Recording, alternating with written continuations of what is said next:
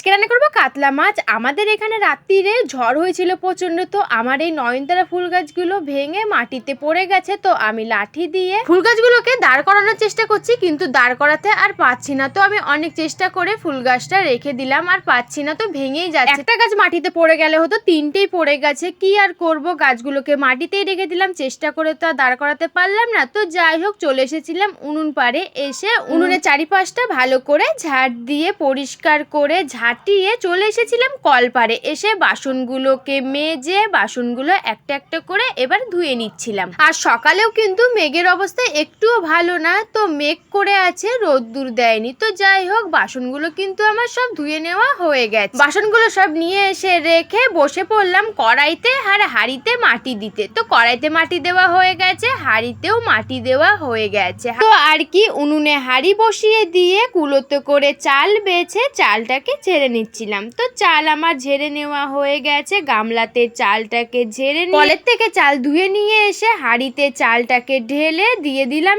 ঢাকনা। বসে পড়লাম সবজি কাটতে। প্রথমে কেটে নেব বরবটি। তো বরবটিগুলো কুচি কুচি করে কেটে নেওয়া হয়ে গেছে সব। এবার কেটে নেব পটল। বরবটি, পটল, কুমড়ো আর সাদা ডাঁটা আর আলু দিয়ে একটা করব তরকারি। তো সবগুলোকেই আমি কুচি কুচি করে আর লম্বা লম্বা করে কেটে নিচ্ছিলাম। এবার কেটে নেব ডাঁটা। এই ডাঁটাগুলোর নাম হচ্ছে কাটুয়া ডাঁটা। আমি ঠিক জানি না, আমার মা বলে তাই শুনি। তো যাই হোক, ডাঁটাগুলো একটা একটা করে সব কেটে নেওয়া হয়ে গেছে। এবার কেটে নেব কুমড়ো। তো কুমড়োটাকে ছুলে কুচি কুচি করে কেটে নিচ্ছিলাম। তো কুমড়োটাও কুচি কুচি করে সব কেটে নেওয়া হয়ে গেছে। মাছে দেওয়ার জন্য একটু আদা আর রসুন আর পেঁয়াজটা কেটে নেব। তো আদাটা কেটে নেওয়া হয়ে গেছে আর রসুন ছাড়িয়ে রাখা হয়েছে। মাছের মশলা আর সবজিটা কেটে নেওয়া হয়ে গেছে। সবজির খোসাগুলোকে ক্যারি প্যাকেটে ভালো করে গুছিয়ে রেখে দেব, আমাদের লক্ষ্মীর জন্য ও এসে খাবে। তো এই দেখো, ভাতও হয়ে গেছে। উনুন থেকে ভাতের হাঁড়ি নামিয়ে ফ্যান ঢেলে প্রথমে ভেজে নিলাম বড়ি। ভেজে তেজপাতা, পাঁচ ফোড়ন তেলে দিয়ে সবজিগুলোকে সব ভেজে দিয়ে দিলাম জিরে আর